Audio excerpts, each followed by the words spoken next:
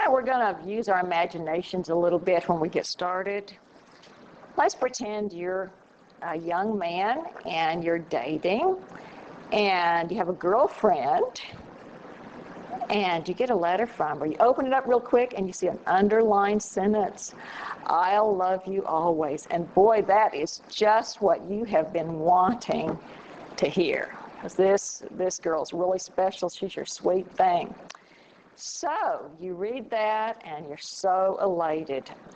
But then you read the rest of the letter. Dear darling, I think we need more space, if you know what I mean. I'll love you always, but I want to see other people. Goodbye for now, sweet thing. Well, the operative word there is goodbye for now. And he is about to be a page in her scrapbook. You see, the important thing here is you have to read the beginning of the letter, the middle of the letter, and the end of the letter.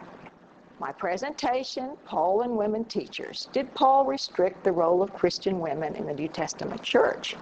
This particular scripture that we're going to be talking about has affected millions of women through hundreds of years, and it's still affecting modern women today in many churches.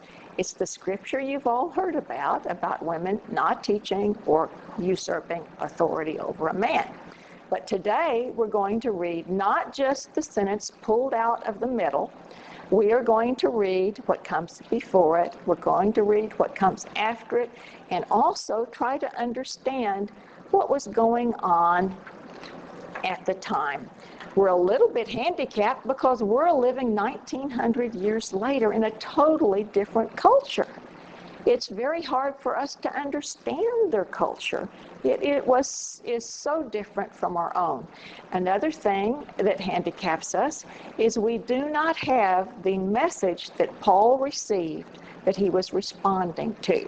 Someone brought him a message of what was going on in this church, and he's writing back his answer to their problems. And we don't have the letter that he's answering. It's a little bit like being on a telephone conversation or in the room with someone who's on a telephone conversation, and you can't hear what's going on the other line. And they say this or that, and you're trying to fill in the gaps, but you really don't know what the other person is saying. You've only got one half of the conversation. So we need to realize that we are at somewhat of a loss because of that, and we've got to read very carefully because of that. Now, this is the beginning of 1 Timothy, the beginning of the letter. You'll notice Paul is calling himself an apostle. He's writing it to Timothy. And we notice that Paul has gone on into Macedonia, and he's told Timothy to stay behind in the city of Ephesus. So the church that's having the problems is in the city of Ephesus. And the problem comes up in that same sentence, so that you may command certain ones. The Greek word there is tizon, and that means ones. The word for man is not there. Some of the translation insert the word man there that they're talking about, but they're really not. Certain ones not to teach false doctrines any longer, or to devote themselves to myths and endless genealogies. So we've got some clues here. So we're going to gather up these clues and try to figure out more about what's going on. You see, too, that these promote controversies rather than God's word. So there's some controversies going on in the city of Ephesus. So I'd like to point out things that I learned when I was studying about Ephesus. There were really surprising things, very surprising things. For example, they believed, rightly or wrongly, that their city was founded by Amazon women. Now, the Amazons were some tough women. They were warrior women. And this particular woman, this is a sculpture, and originally there was a bow that comes between her arms. These were warrior women, and there's quite a bit of writing about them. It is said that these women could not mate or without a mate. I don't say marriage because they didn't really have marriages like we think of marriage today, but they could not have children, shall we say, the right to have a family unless they had killed a man first. Now, these were some pretty mean women, and they weren't above going on a raid in the nearby villages, grabbing a few of the best-looking men, and, you know, staying together long enough to be sure that there was going to be a baby, and then killing the men, or returning them to their village if the men were lucky. So these were incredibly wicked women. This not someone that you'd want as your girlfriend for sure. So they were actually written about by the Greek historians of the day. So you will find in Greek histories of the day that Ephesus was founded by Amazon women. It's not something I'm just making up, but that was a surprise to me. Now, these women were called, in the histories of the day, they were called killers of men. Just like I've told you, it was a pretty common thing. And sometimes they would enslave men when they captured them in battle, keep them as slaves, make them do the weaving, make them do the cooking, while they went out and rode the horses, and they were excellent horsewomen and practiced with their bow and arrow, and they were quite deadly shots with their bow and arrow. There was a number of names I ran across. It was so interesting. This was supposedly historical names of women who had really lived. And one of them was called Death Song. Death Song. How would you like to be engaged to Death Song? Oh, sounds scary enough.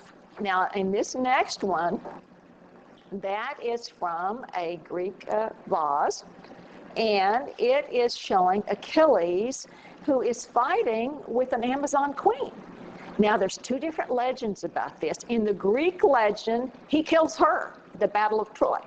But in the Amazon legend, she kills him. And it's a longer story than that. It's a very interesting story, but we don't know the truth, which myth is true, because they both died in the Battle of Troy. So my theory is they killed each other. But anyway, we don't know for sure.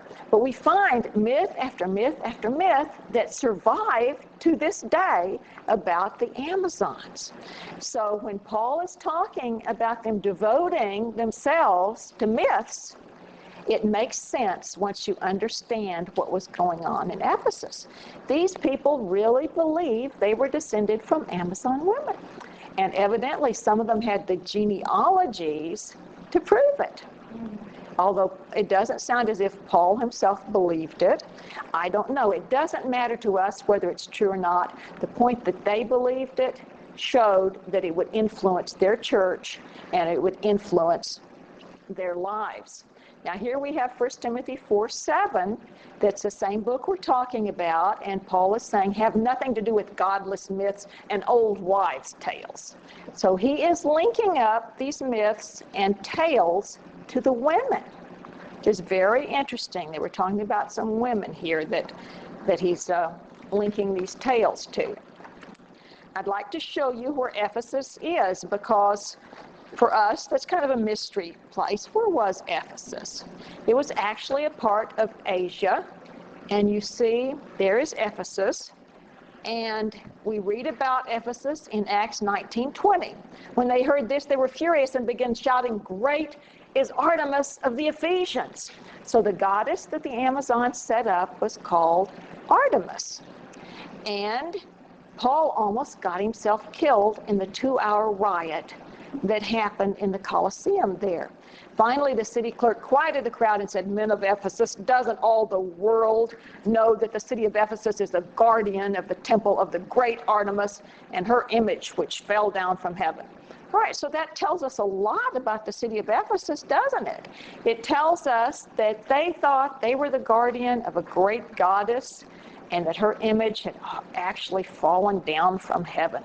So they viewed themselves as a very important city. They were the 4th largest city of their day. The Colosseum, where the 2-hour riot happened, that's the top picture here.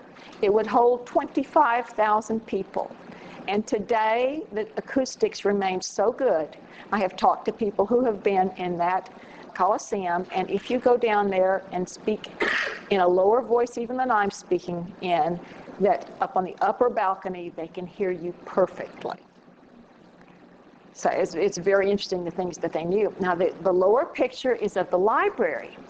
Now, the library had a secret tunnel over to the Temple of Artemis. You might not know why.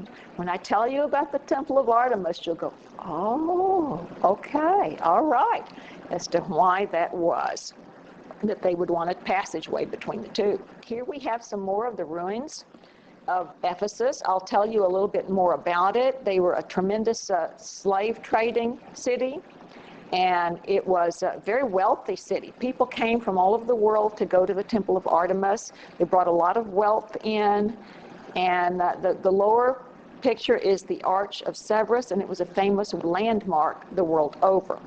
Now, the temple that was in Ephesus, the Temple of Artemis, was one of the 7 wonders of the ancient world. It took 120 years to build.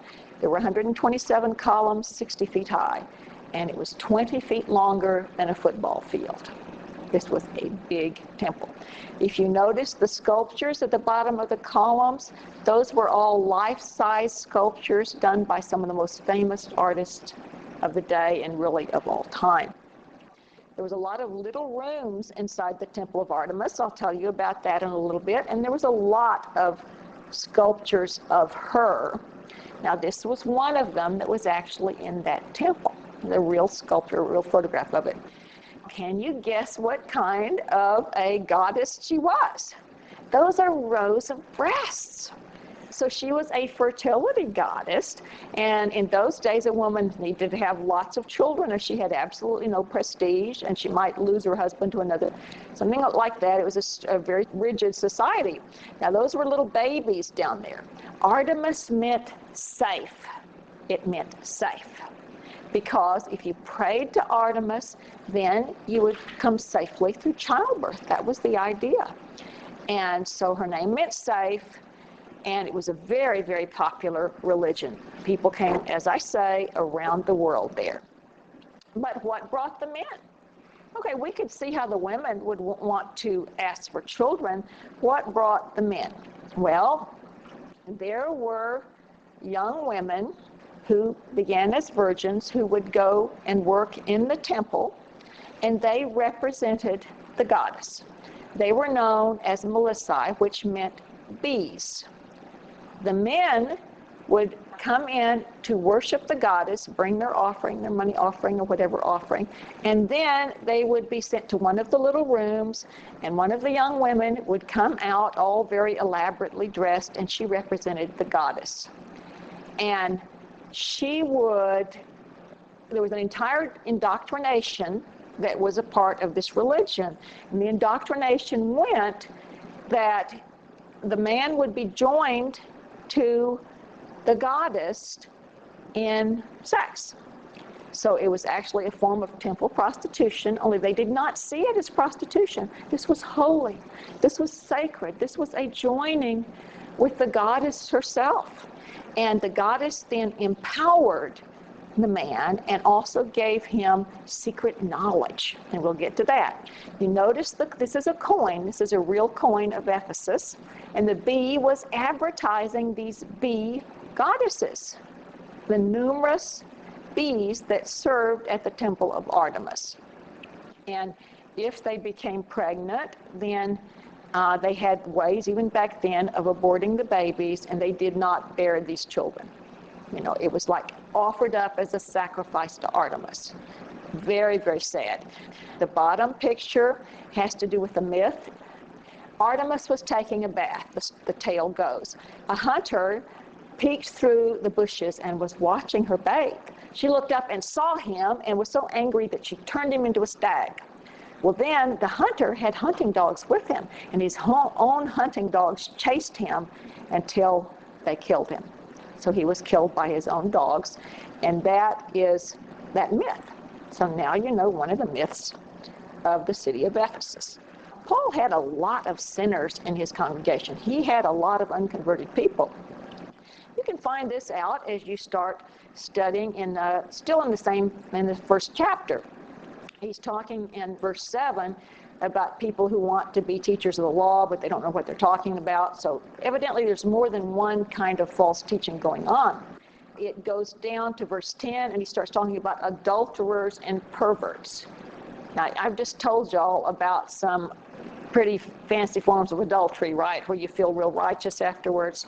So that was going on, and Paul was calling it adultery. He was telling them what it really was, and perversion. He talks about slave traders. Remember, I told you they were one of the top slave trading cities in the ancient world, liars, perjurers. So he is turning all of these people to Christ. And he says, I was once a blasphemer and a persecutor and a violent man.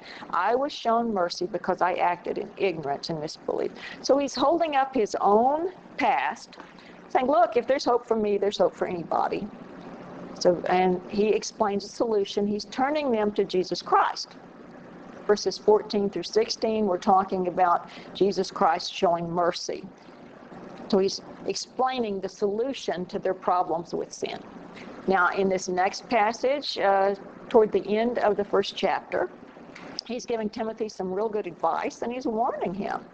So he says, hold on to faith and a good conscience. Can you imagine how worried you would be if you were the overseer of a young man like Timothy, unmarried, in a city like Ephesus?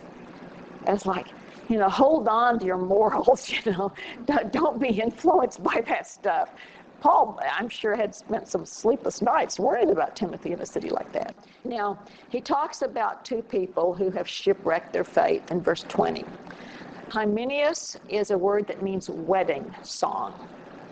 Now, if you can think of a guy who would come around and say, hi, I'm wedding song, I kind of doubt it. I think that was a woman's name. Hi, I'm wedding song.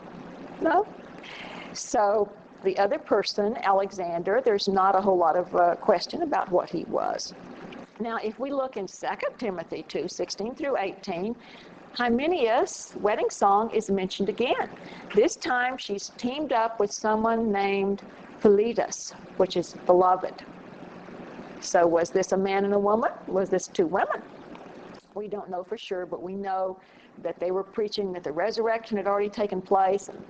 All right, so these were false teachers. We know from the Word of God that he's naming specific false teachers that were spreading false doctrine in the city of Ephesus.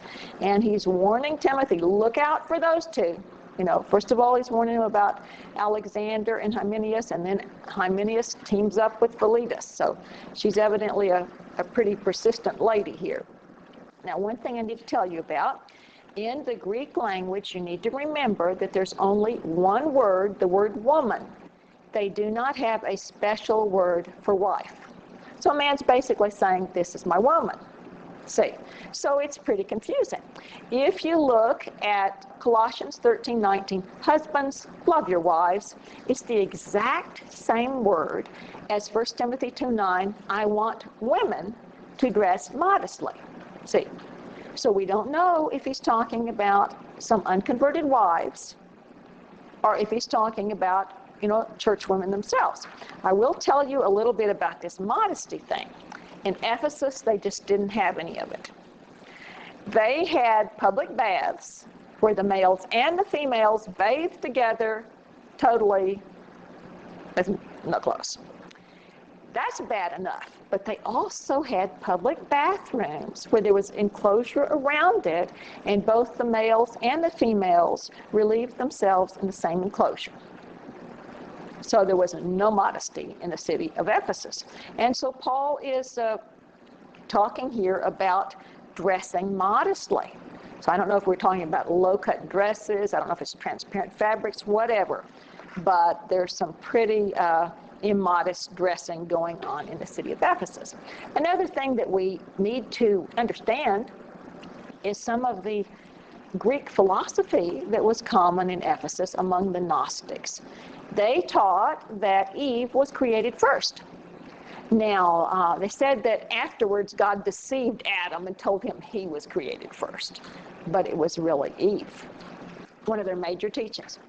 They believed that Eve received special knowledge when she ate the forbidden fruit. And of course, part of that's true. She received the knowledge of good and evil. But this was good knowledge. This was good knowledge, and that female teachers later passed on this special good knowledge that Eve had received down to men. Now, these women teachers are mediators, would mediate between the gods and mankind, and pass on and empower with this knowledge. And we find out that sex was involved in this, because remember, the biblical term for Adam knew his wife Eve, to know. All right, to know is a very ancient phrase, and it comes from this idea of empowering through sex. So it's really, a pagan tie-in that got tied in there. So these mediators had hidden knowledge, and they were often or usually available for sexual services after class. I gave this at a Methodist church one, and one guy says, "Boy, that class would be an interesting one," or something like that. He got a laugh out of it. I was thinking, okay, well. All right, so remember those things. They're important for us to know. I'm not telling you everything about their society, obviously, just the things that you need to know to understand these first 3 chapters, the things that tie in. 1 Timothy 2, verses 1 through 2, and I urge you then, first of all, that requests, prayers, intercession, and thanksgiving be made for everyone, for kings and all those in authority, that we may live peaceful and quiet lives in all godliness and holiness. You remember that riot I was telling you about, where Paul almost got killed and they were yelling, "Great is Artemis," for 2 hours? He was wanting some peace. He was wanting peaceful lives. All right, now I'd like to point out there that word peaceful there is important. So, take a look at that and remember it. I'm going to tie it in with some other things in a little while here. But what he wanted was some peace. He didn't want riots. There's 3 Greek words for authority. Now, I have them down there, and I have listed their Strong's numbers. I'll tell you what a Strong's number is. Greek is a very complicated language. If you have a word in the subject of the sentence, then it's spelled one way. If it's an object of a preposition, it's spelled another way. If it's masculine, it's spelled one way. If it's female, it's spelled another way. It's very complicated language. It's how the phrase, "It's all Greek to me." That's how that got started.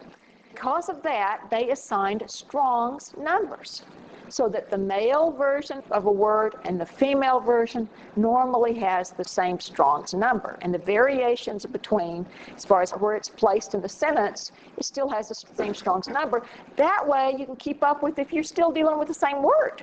Because if the ending's different, is that a different word or is that the same word? And so that's how the translators and people who research Greek keep up with the complexities of the Greek language. So, all right, we've got 3 words for authority here. I'm not going to try and pronounce each one of them, but we see that the very first one in 1 Timothy 2:2, they're using the first one, 52:47. Hooper, Ohey, how is that? Anyway, that means those in authority. And of these 3, the thing that you need to know is that none of these 3 words for authority appear in our verse that causes the most problem. When it says to usurp authority, it's not any of these 3 Greek words for authority, ladies and gentlemen.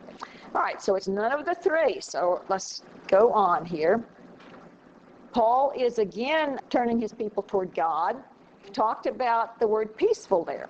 That is the male form of the word, and it's numbered 2272. Can someone remember the 2272 for us?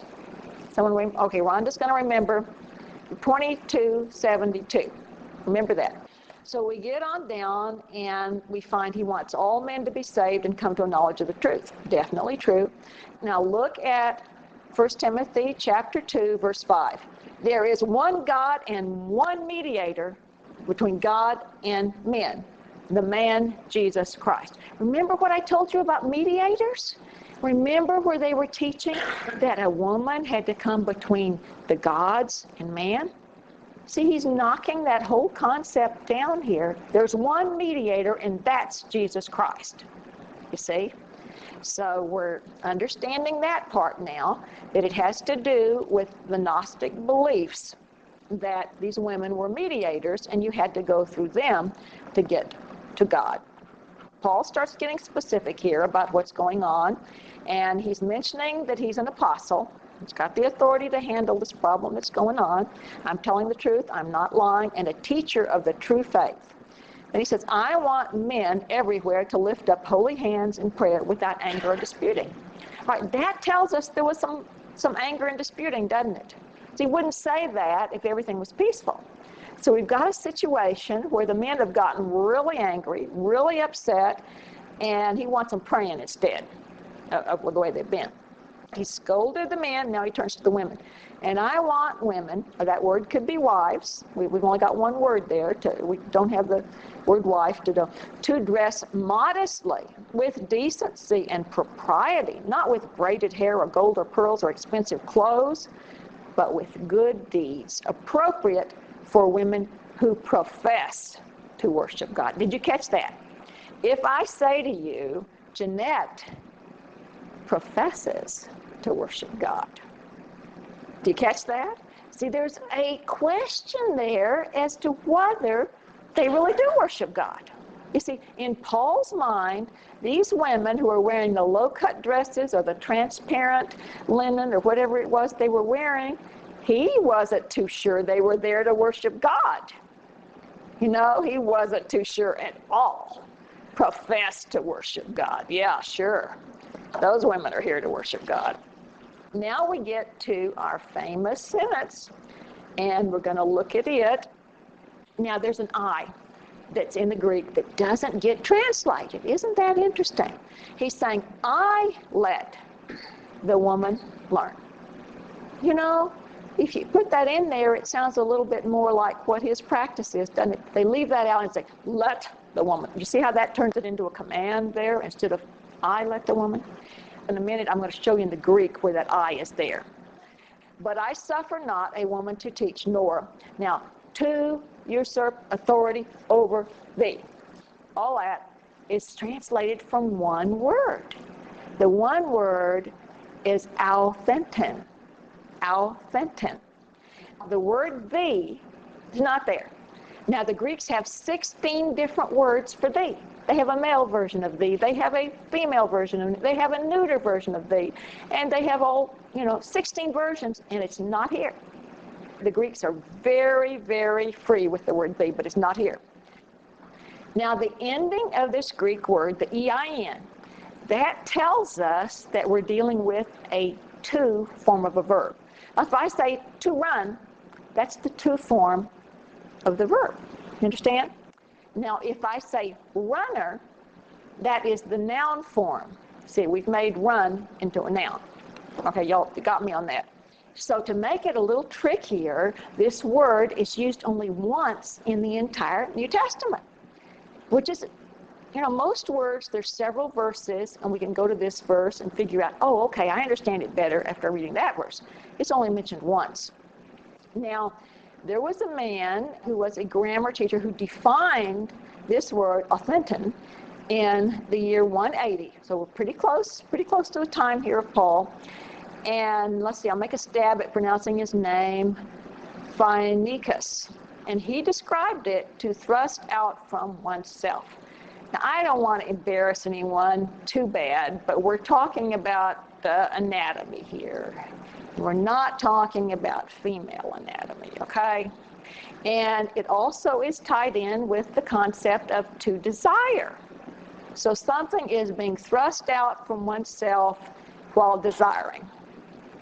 So we're definitely talking about a sexy word here, folks. We really are, and that guy's definition, once you understand what he's saying, is a pretty sexy definition. Now, there was a man named Maurice in the 2nd century, and he was a teacher. And he wrote down, do not use the word authenten, students. It's too coarse. So it was a coarse word that he told them not to mess with. Don't use that word. Now, we have a man named John Chrysostom, and he lived from 347 to 407. Now, he defined the word as sexual license. Okay, sexual license basically means sexual immorality. This is what he's saying it was. But now the next one is the one that really gets us here. Clement of Alexandria in the year 215. There were some women who were involved in Christian groups who were coming up with the same sort of teaching, empowering through sex. All right? So they were having sexual orgies in their love feasts. So can you imagine anything more disgusting to God? Now the verb is being turned into a noun, just like run and runner, and to run and runner. And they're calling these women authentia. It's the same word. It has the same Strong's number, you see. It's just now used as a noun.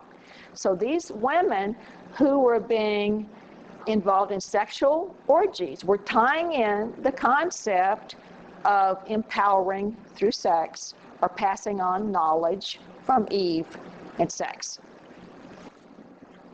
Now I want to show you the Greek words of this whole passage. Now it starts out, gune. It can mean wife or woman. You can read it either way. Now, when we get to the word that's translated silence, what was the number, Rhonda? 27.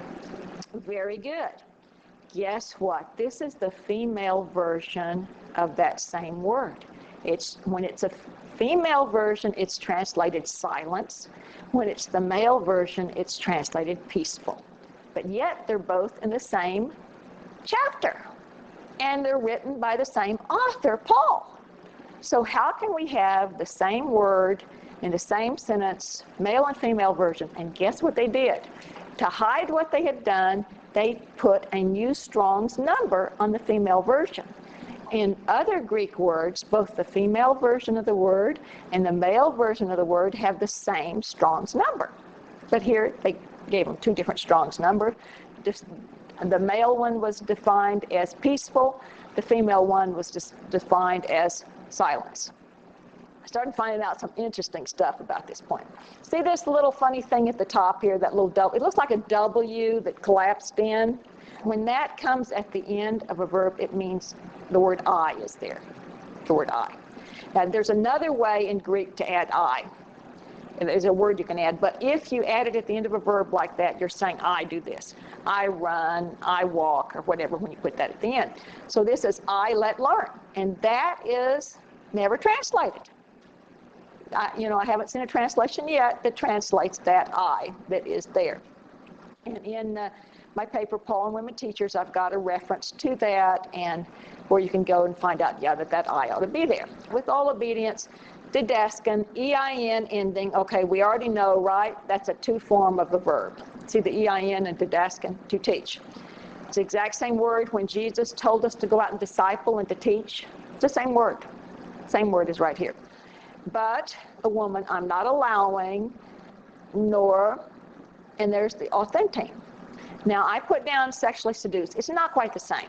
We frankly don't have an English word that's identical. We just don't. I mean, our F word doesn't quite mean the same thing. They had it to the point of where, like, this was on a level with holiness or something, you see. It was empowering. It was giving knowledge from Eve. It was mediators. So it's a whole different culture, like I say. So we don't have, to sexually seduce is close, but it's not like a dating situation where it's sexual seduction. It is a temple situation, and it's linked with worship. It's linked with women who were mediators. So in saying this, in writing this, what was Paul's motives? First of all, he started out, y'all remember where he was warning Paul? And he said, stay there in Ephesus so you may command certain ones not to teach false doctrines anymore. So he's warning Timothy about these false teachers. So that was one of his motives, was to stop these false teachers. He wanted to stop them teaching the myths. Remember the myths I've told you about the Amazon women? There's more of them, folks. I could keep you here for a long time telling you all these myths. Anyway, and the other thing was they wanted to stop teachers such as wedding song Hymenaeus, she's mentioned by name, from teaching blasphemy. And we know for sure that she was. She's mentioned by name as a false teacher. And the other thing was to prevent, now these could have been unconverted wives, they could have been women coming who maybe, we don't know for sure whether they had husbands or not, but Paul didn't think they were there to worship God. He had some serious doubts about it. The doctrines of Artemis and also the Gnostic philosophy is interlaced in this whole passage. I haven't even got to all of it yet. The other thing was he was wanting to prevent these women from teaching their own particular form of sexual seduction as worship. And this was a very popular religion. Are y'all surprised? Now look at the next verse that follows that one. So we've got 1 Timothy 2:13. For Adam was formed first, then Eve. So why is he saying that? He is counteracting the teaching that Eve was formed first. See? No. Adam was formed first. Get it straight. And then Eve was formed first. There was none of this, deceiving Adam that he was first. And Adam was not the one deceived. Now you see, they had taught that Adam was deceived by God into thinking that he was created first. Paul's saying, no. Adam was not deceived. Eve was deceived and became a sinner. Now he's saying here that Eve did not have special knowledge from eating that fruit. See, it's all tying together. It's interlocking. It's interweaving. Now this particular Greek phrase, but women will be saved. Now where they translated it saved, it's from an obsolete Greek word that means safe. What did Artemis mean? What did it mean? You remember? All right. It meant safe. So Paul is saying that women will be safe throughout the childbearing if they, and he's talking about the husband and the wife, continue in faith, love, and holiness with self-control. Now the Phillips Bible is not always an accurate Bible, but they did get it right on this verse, and it says women will come safely through childbirth. So the Greek word there is actually safe and not saved. So there's more about this in Paul and Women Teachers. Now, there's a lot of ways that we understand that Paul did not mean that all women were not to teach. Here in Titus 2:2-3, he's talking about that aged men be temperate, grave, sober-minded, sound in faith, in love, and patience. The aged women, and actually that could be translated elder women too. The phrase there could be elder. So that opens up a whole new possibility for that particular phrase. Anyway, the elder women likewise be reverent in demeanor, not slanderers, nor enslaved to much wine, teachers of that which is good. Actually, where it's translated teachers of what is good, the Greek phrase is right down at the bottom, and it means a teacher of the right. It has to do with the right way of life. When you change it, a teacher of the good, it could be good recipes, good advice. But when you start saying a teacher of the right, then you're talking about a teacher of the right way. So Paul himself is telling older women to be teachers of the right way of life. Now, as we go on into Timothy 3, that third chapter, remember, this is all the same letter. This stuff all ties together. Now, Timothy is having trouble with a lot of false teachers doing a lot of different stuff. There's a lot going on. And so his idea is to set up some leadership. So Timothy won't be by himself. Let's get some leadership going here to back up Timothy with the evil things that are going on in the Ephesus congregation.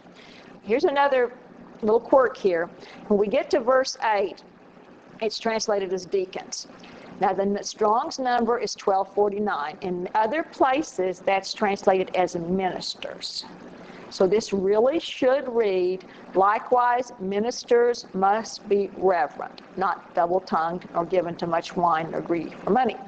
Now, why in the world did they translate it deacons here when the word diakonos means minister?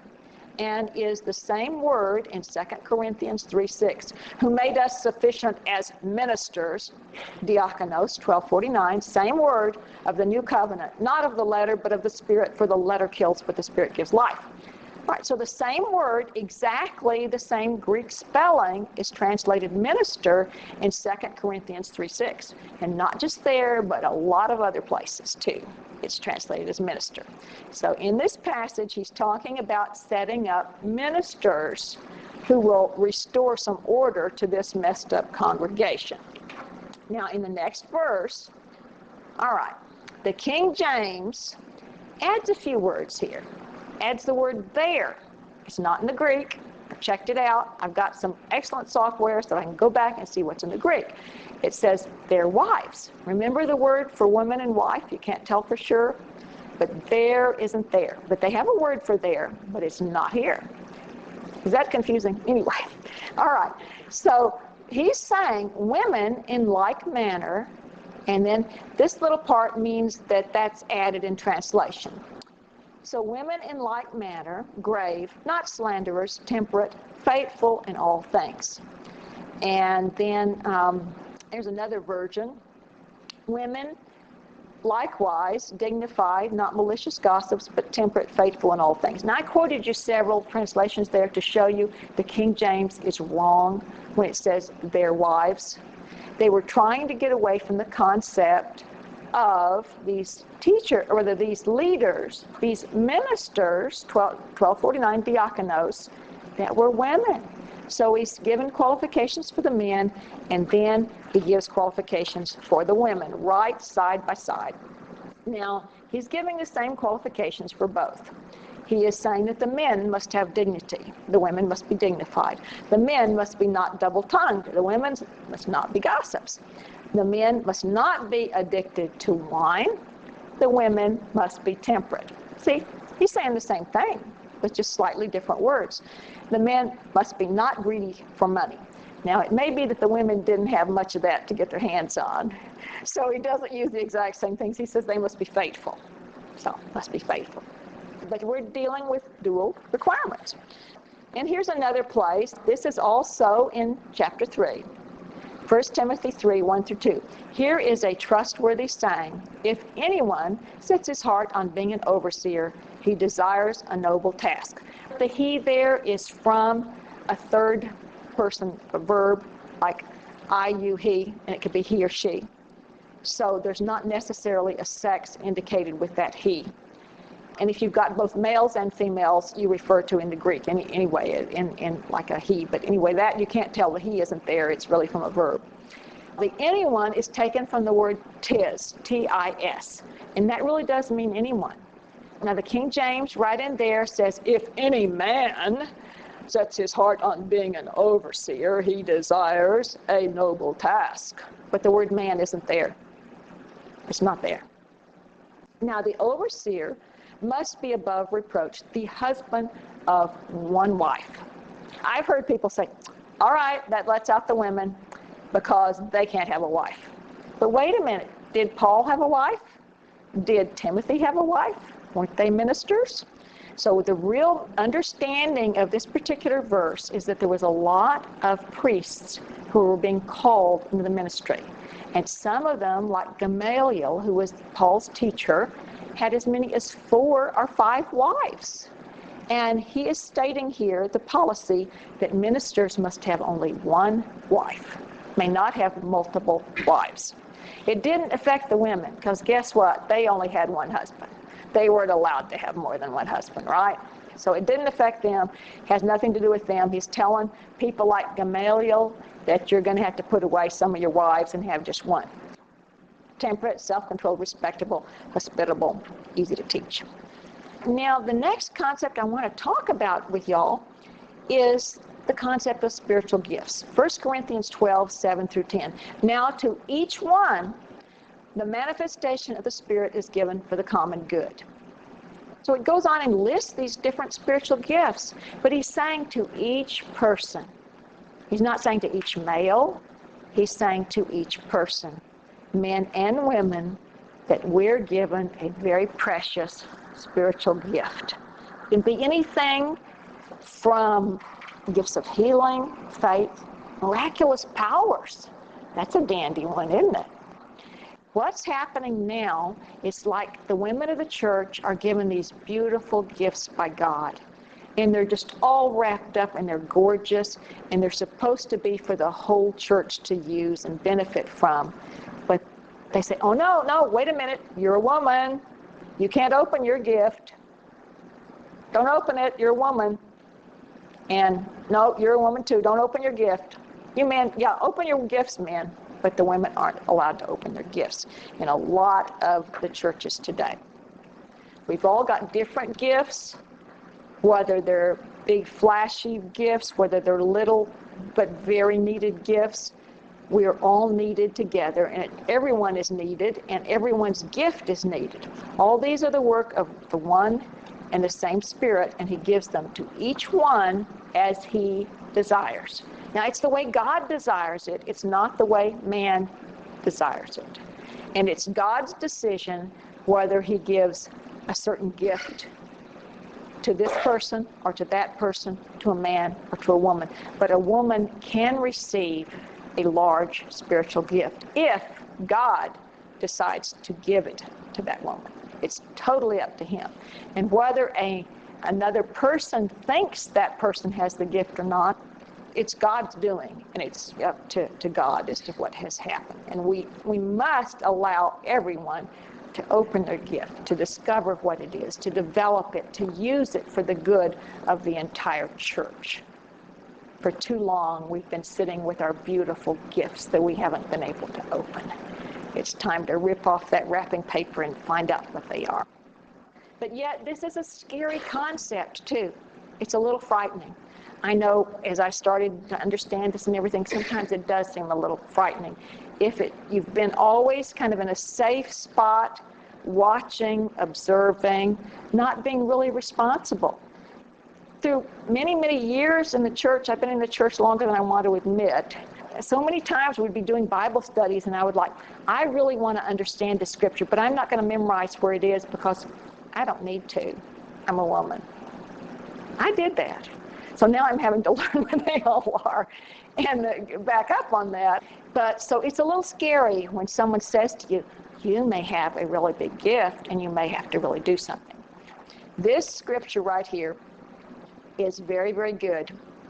And it shows us that we rely on God the Father and Jesus Christ to give us the strength to do our gift, whatever it is. And He empowers us. He gives us the strength. He gives us the power to do it. Each one should use whatever gift he has received to serve others, faithfully administering God's grace in its various forms. If anyone speaks, he should do it as if one speaking the very words of God.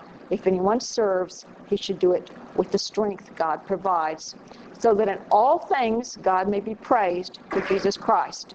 To Him be the glory and the power forever and ever. Amen. So, ladies, don't be afraid to use your gift. You don't have to use it or to find out, to start praying and asking what it is, or maybe several gifts, because God will help you and empower you and make you strong enough to do whatever it is.